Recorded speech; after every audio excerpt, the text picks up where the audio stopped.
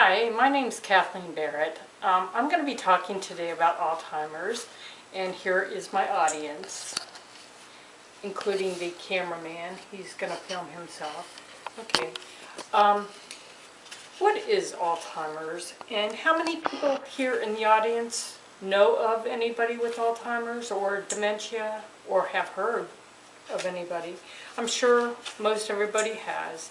It's a disease that is on the rise.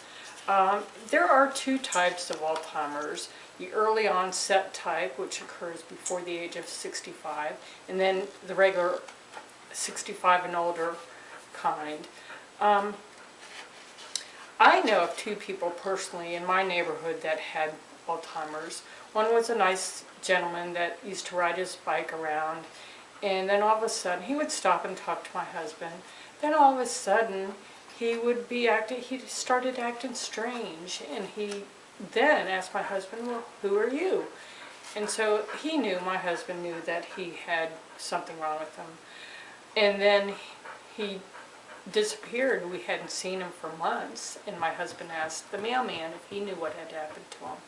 He told him that, the mailman told him of the story that happened to him, which was that he had gone down to visit his son out of state and got lost. He ended up 2 states over, and the son had to subsequently put him in a nursing home, and that was sad. Anyway, what is Alzheimer's? Alzheimer's is the buildup of tangles and plaque in the brain, which is caused by a protein. The symptoms and the cure are also what I'm going to be talking about. I got my information from a database on the Germana website on a document called the Harvard Medical Letter, and it was published in January of this year, so it is up to date. Alzheimer's is on the rise, and it is the most common cause of dementia. There are 2 kinds: the early onset before age 65, and then the regular onset. Early onset only accounts for about 3% of the patients. 1 in 5 people have a gene variant called the APOE4, which puts them at risk for the disease.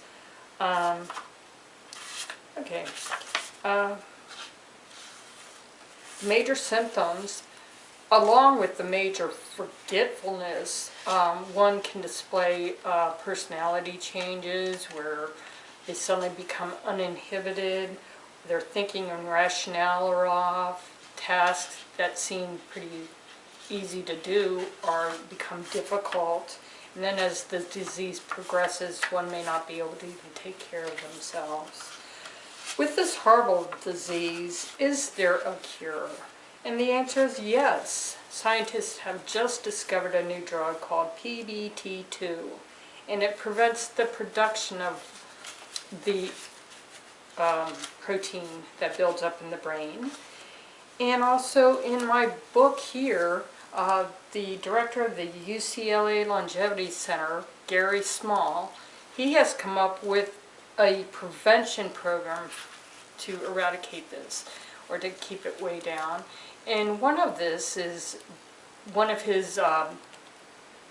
he advocates is to exercise, just as though you were to exercise your heart. Exercise is good for your brain, along with a couple other nutrients. One is turmeric, which is a spice used in India. In India, the cases of Alzheimer's is way down, so he links that with it. Coffee is another good substance that boosts the memory, and even mild use of alcohol. So you see, I think if one is interested in a long, healthy, prosperous life, you would take heed and exercise, if not for your body's health, for your mind's health. Thank you.